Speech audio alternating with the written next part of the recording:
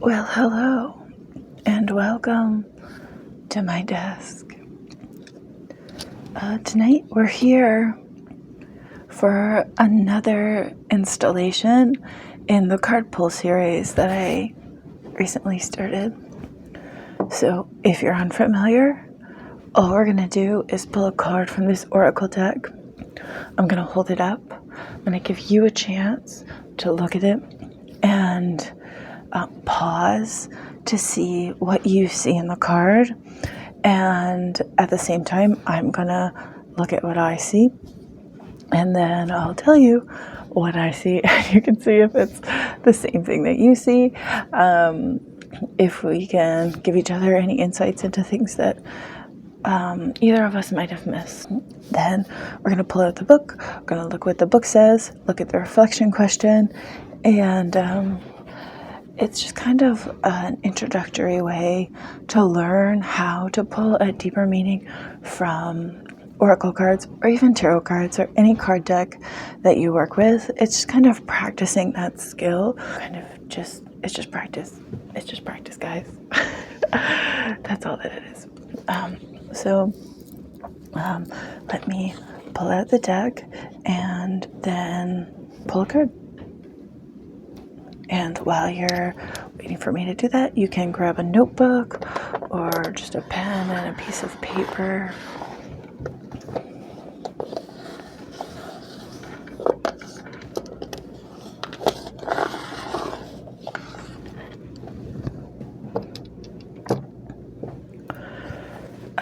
For you to write down your observations with. This particular deck that I'll be using in this series is the Green Witches Oracle deck. It's my personal deck, one that I use. You can use obviously whatever deck you connect with. I highly recommend this one if you have a connection to nature at all. It's great. I really relate to the imagery in it. Obviously, if you're doing this, something that I kind of meant to say in my last video was find a deck that you specifically connect with. So when I was thinking of using an oracle deck, I really searched to find one that I felt like would vibe with me, would be something that I would relate to. Because the truth is, if you're looking at something that's unfamiliar or unrelatable, too complex or too simplistic, if it's just not to your taste, you're going to have a really hard time identifying significance and patterns and substance in the imagery.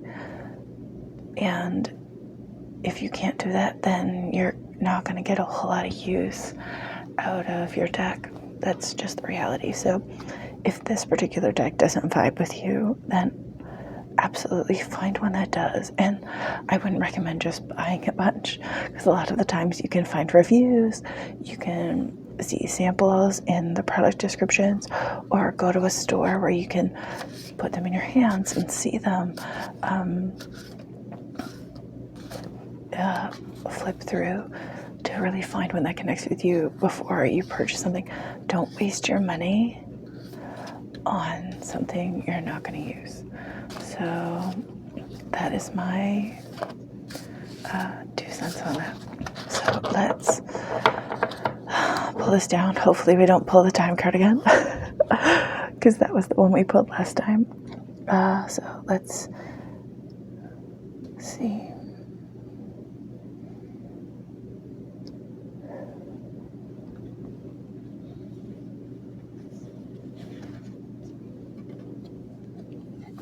Okay, this is a new one for me. I haven't pulled this one before, so you're getting your first glimpse at it. I'm getting my first glimpse at it. It is Cauldron, and before I make the mistake I made last time, I am going to hide the words on the bottom. So I'm going to try and block those from you so you can't see them as well. I will let you see that it is called Cauldron. And then I'm going to hold it, and you can pause here to really look at the imagery of the card. Let's see if I can get it a little sharper.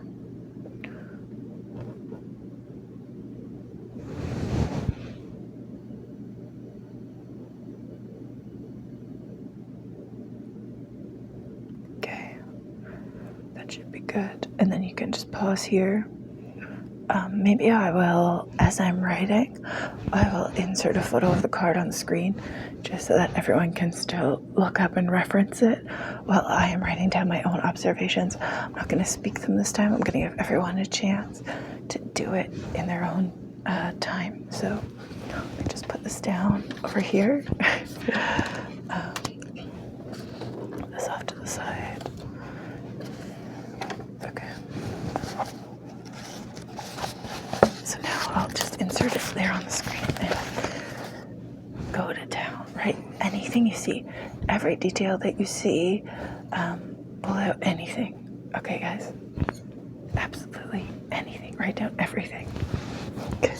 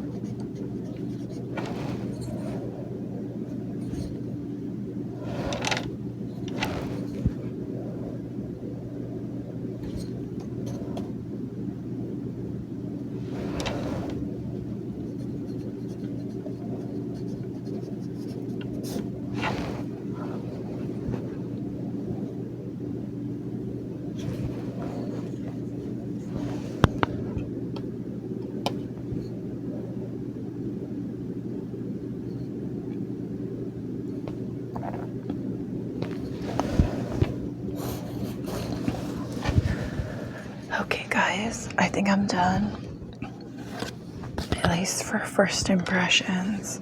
This is what I'm getting. I haven't looked at the words. I don't know what they are. So again, this is the card Cauldron. Now I'm going to tell you the things that I identified and wrote down. So let's see if I can kind of hold this while I read these. So I wrote down 3 spoons, 2 candles, both with flame, wind blowing the candle flame, smoke swirling up from the cauldron, slices of dried fruits floating in the cauldron here, potentially oranges, ?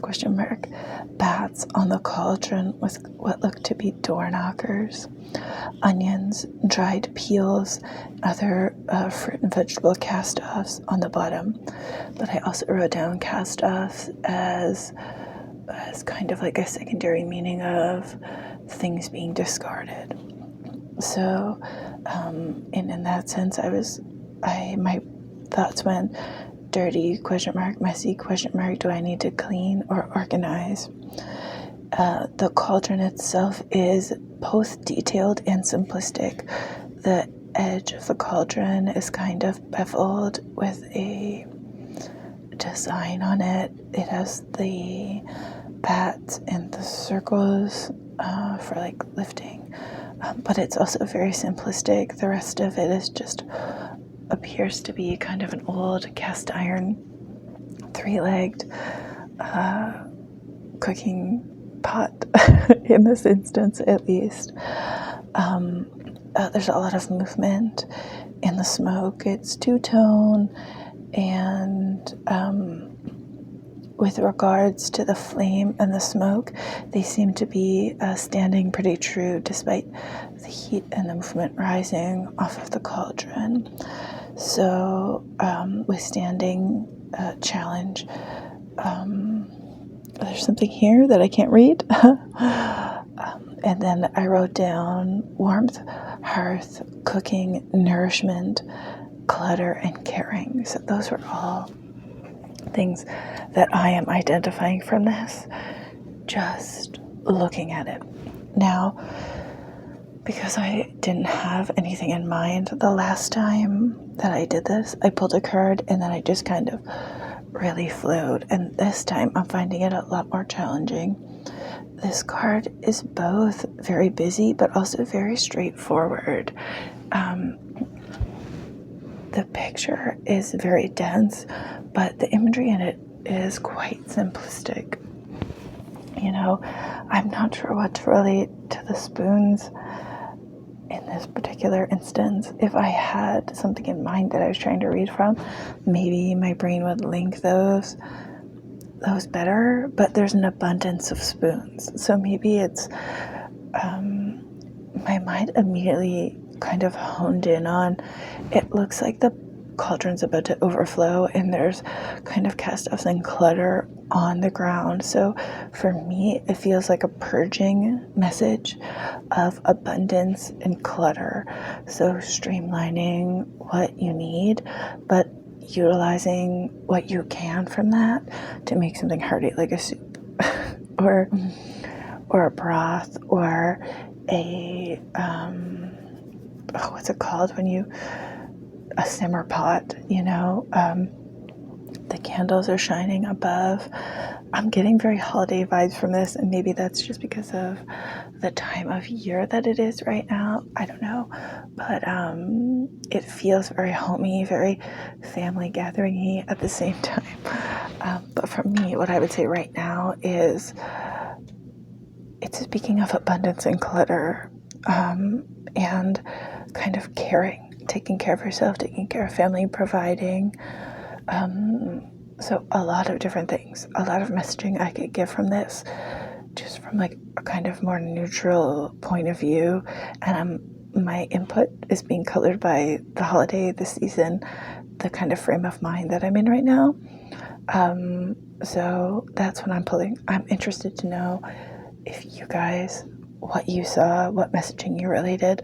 Anyone coming from a magic background or a like psychic background or any kind of stuff like that. People who know number messaging or color messaging or herb properties or something might pull something completely different from this card. So I'm interested to see what anybody else sees in this. Okay, so now I'm going to read the words on the bottom, which I have avoided looking at this whole time, and they are creation, opportunity, and caring. Can you see that?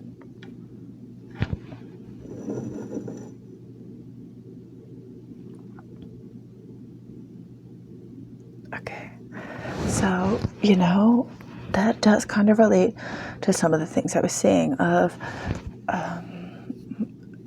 creating something from stuff I have left over. So this is my train of thought, how I'm relating this to what I was thinking. So for me, creation would be if I'm thinking abundance and decluttering, I'm thinking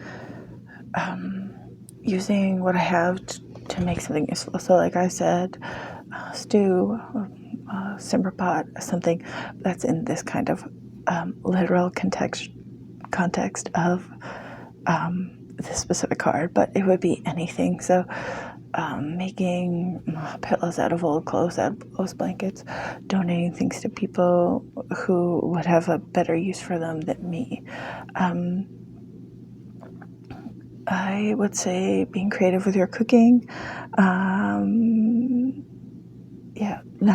Not afraid to make a mess in your creation. Just let your inspiration flow, I guess. Then opportunity and caring. So the opportunity, I can kind of see that when I hear the word opportunity, I'm kind of thinking of the swirling wind and the candles. That's the imagery I'm linking to the word opportunity in this card. I'm not exactly sure why, because there's 3 spoons, 3 choices, 3 chances to make something, make a decision, seize an opportunity. So for me, I wouldn't have pulled opportunity out of this card, but having it, I can kind of see it in the imagery now. And caring, obviously, caring was a big part of what I talked about. Cooking, creating for people, for your family, taking care of them, nourishment. Food is so integral, and cooking is such a uniting thing in families and cultures that that feels like an obvious link in this card for me. So what about you guys? What did you think of that messaging with the cauldron? Creation, opportunity, caring. I guess I'm thinking of the imagery when I think of the messaging, but when you also add in that the actual title of the card is Cauldron, creation makes a lot more sense because you use it as a vessel of creation, and especially in magic, you use it as a vessel of creating magic. So, and opportunity and caring. So, as a tool in magic, I can definitely see how people who practice would relate that. So, it's just interesting how as you talk through something, as you think through something, all of the additional messaging that you can get. So that's really why I wanted to do this series, is because when you look at something at first, and if you just read the words or you just do what the book says, which we haven't even touched on yet, you lose so much of value in analyzing how you think and just opening up yourself to view things from a different perspective and different point of view. So let's pull out the book and see what it says about the Cauldron card.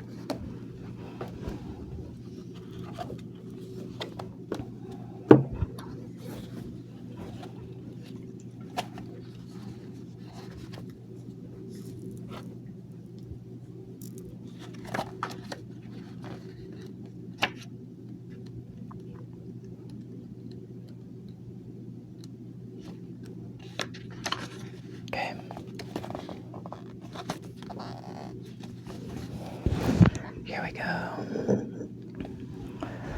Cauldron, creation, opportunity, caring. Card meaning, self-transformation. One of the central goals of witchcraft can be intimidating.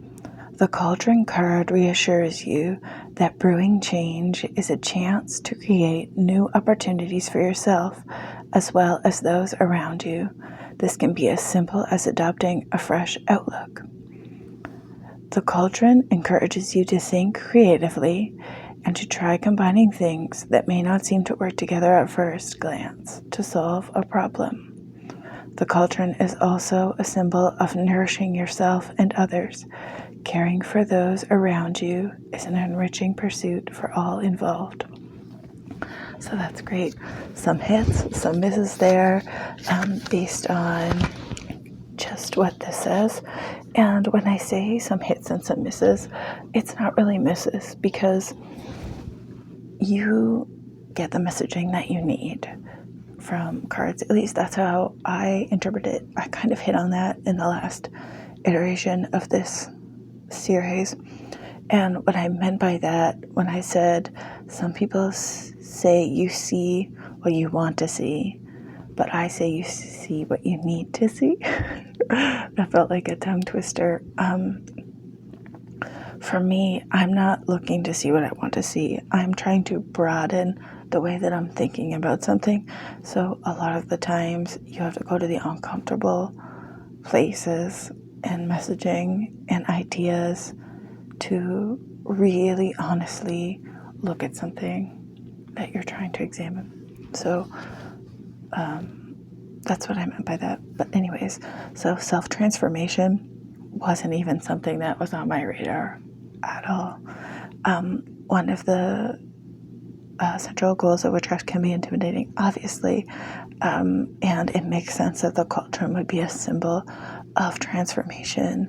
You put individual things in and you create something entirely different, and sometimes that is a disaster and sometimes it's something beautiful and delicious, or sometimes magic working would be successful and sometimes it would just fizzle out. So that is definitely something that I just went right over my head. And let's see what else here. The Cauldron card reassures you that brewing change is a chance to create new opportunities for yourself as well as those around you. And this can be as simple as adopting a fresh outlook. So it's just kind of flipping that around on itself from being a literal transformation to a figurative transformation of sometimes you just need a fresh take. Like you are looking at things over and over again the same way. Put them in a pot, shake them around and dump them out and see if things fall a different way, The Cauldron encourages you to think creatively and to try combining things that may not seem to work together at first glance to solve a problem. So obviously if you're relating it to cooking again, because that's just the closest thing that I can relate this to, is sometimes things work, sometimes they don't. Sometimes things that seem like they would never work together, you put them in a dish and then it turns out to be spectacular, So for me, chocolate and orange is a terrible combination, but for others, they put that together and it's just like, oh, this amazing thing. But for me, I would say no. So the Cauldron is also a symbol of nourishing yourself and others. Caring for those around you is an enriching pursuit for all. So yeah, the nourishing, caring part, that was something that I related to it and that I relate to in this. And that's messaging that I would definitely pull from this if I was seeing it and reading it for something. That was, I think, one of the more obvious things, at least for me. For other people, the other things might be more obvious. I'm not sure. So then the other thing this deck does is it gives you a reflection question for each card. So this one is, are you avoiding brainstorming different solutions when faced with a problem? So there's a pointed question for you. If you are trying specifically using an oracle deck or a tarot deck to get an answer to a question, it's kind of flipping that around and putting it straight back in your face. Are you avoiding brainstorming different solutions when faced with a problem? Are you refusing to see alternatives? When you say you've really considered all of your options, have you really considered all of your options? Or are you ignoring the ones that are unpleasant, or the ones that you just don't like, or the ones that you don't want to put the work in for, or the ones that might be less enjoyable, or, you know, or are you making things more difficult than they need to be? You know, is there a simpler solution? Are you avoiding asking for help when, if you had help, things would be much easier? So a lot of different ways. That's definitely a reflection question that's very like probing and direct and puts the assessment back on you. So if you've looked at the card and you've intuited meaning from it, and then you've read the book description, and at the end you're still kind of ambiguous, the reflection question really can sometimes just kind of be that arrow right to the heart of whatever it is you're looking at. In this case, it was very direct. In some of the other ones, it's a kind of more broad. But this one feels pointed. Maybe that's just me personally interpreting it that way. But so that was the Cauldron card. That was what I got from it. I'm really curious to know what anyone else got from it. If you felt like the book description was useful, or if it matched what you thought the card was going to match, if the like keywords helped you relate more to the imagery, because some oracle decks and tarot decks, some tarot cards won't have names, but don't have messaging on them. They'll just be an image, and they'll be numbered, and then they'll have a book description, or they'll have a title, but no keywords. I'm just calling them keywords. I'm not really sure what else to call them at this point. But I do find that these can be really helpful if you're struggling to kind of pinpoint something in the imagery that you relate to, because then you hear a word and then you say, okay, what does that word relate to in the image, and then how does that relate to me? So I hope this was helpful. I'm having fun doing this. It's kind of a mental exercise for me to kind of practice this skill, and I'd be interested, because this isn't a card that I've pulled before, that if I do pull it for myself at some point in the future, how will I interpret it then? And will it be at all the same as how I interpreted it now? And I'll have this video to reference back to, because when you're doing a reading specifically related to an issue you're having in your life, obviously your interpretations are going to be severely colored by whatever thoughts or emotions you have related to that specific issue. So every time you pull a card, its meaning will be slightly to very different to you.